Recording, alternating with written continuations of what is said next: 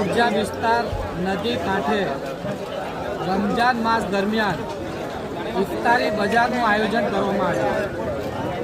આ બજારની અંદર લગભગ 105 નાના મોટા સ્ટોલો મૂકવામાં આવ્યા છે અને એમાં ફક્ત 2 જ હિન્દુ ભાઈઓએ અહીંયા સ્ટોલ લગાવેલું છે। એટલે આજે આપણે આ જે વોચ વેચી રહ્યા છે એમને પૂછીશું કે અહીંયા તમે સ્ટોલ લગાવ્યા તો તમને કેવું લાગેલું છે આ સ્ટોલની અંદર અને તમે ક્યાંથી આવ્યો છો અને તમારી શોપ ક્યાં છે? એટલે આપણે પહેલાં ભાઈને પૂછીશું તમારું નામ શું છે? સ્નેહલ સોની। અને ક્યાં રહો છો તમે? લલ્લુભાઈ ચકલા। તમારી શોપ ક્યાં છે? લલ્લુભાઈ ચકલામાં રહેવાનું પણ ત્યાં અને શોપ પણ ત્યાં। અહીંયા તમે ઇફતારી બજારમાં તમારી શોપ લાગેલી છે, તમારો સ્ટોલ લાગ્યો, તો તમને કેવો અનુભવ થયો છે આ બજારનો?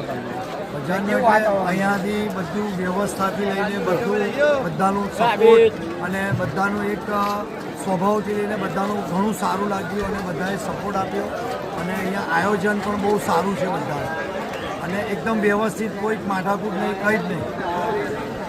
કેવું વેચાણ કેવું થયું તમારું? વેચાણ પણ સારું છે। એટલે તમે જોયું કે આ ઇફતારી બજારની અંદર આ એકતાનો પ્રતીક સમજો કે આ બજાર રહ્યું છે। દરેક વર્ષે અહીંયા કોઈપણ જાતનો ધર્મના ભેદભાવ વગર કોઈપણ વ્યક્તિ પોતાનો સ્ટોલ લગાવીને રોજીરોટી કમાવી શકે છે। તો ફુરજાનો બેસ્ટ ઇફતારી બજાર ગણાય કે જ્યાં દરેક ધર્મના જાતિના લોકો આવે છે, અહીંયા બજારમાં આવીને જમે છે, ફેમિલી લઈને, નોન મુસ્લિમ જે હિન્દુ ભાઈઓ છે પોતાની ફેમિલી લઈને આવે છે, અહીંયા જમે છે, અહીંયાથી ખરીદી કરે છે અને ખૂબ જ ખુશહાલ રીતે અહીંયાથી થઈને જાય છે। એટલે આ બહેતર ઇફતારી બજારનું આયોજન અમારા કોર્પોરેટર ઈસુભાઈ મહેમૂદના મલેકી કર્યું છે, તો એમને પણ આભાર માનું છું અને અહીંયા જે સ્ટોલ લગાવીને એક એકતાનો પ્રતીક બનેલા અમારા ભાઈનું પણ હું ખૂબ ખૂબ આભાર માનું છું।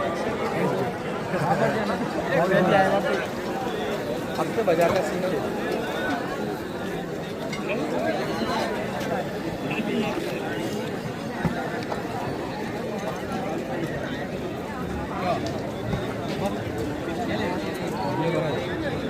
लेना है, कुछ कर लो। अभी एक लेके गए ना, अभी दूसरी लेना है।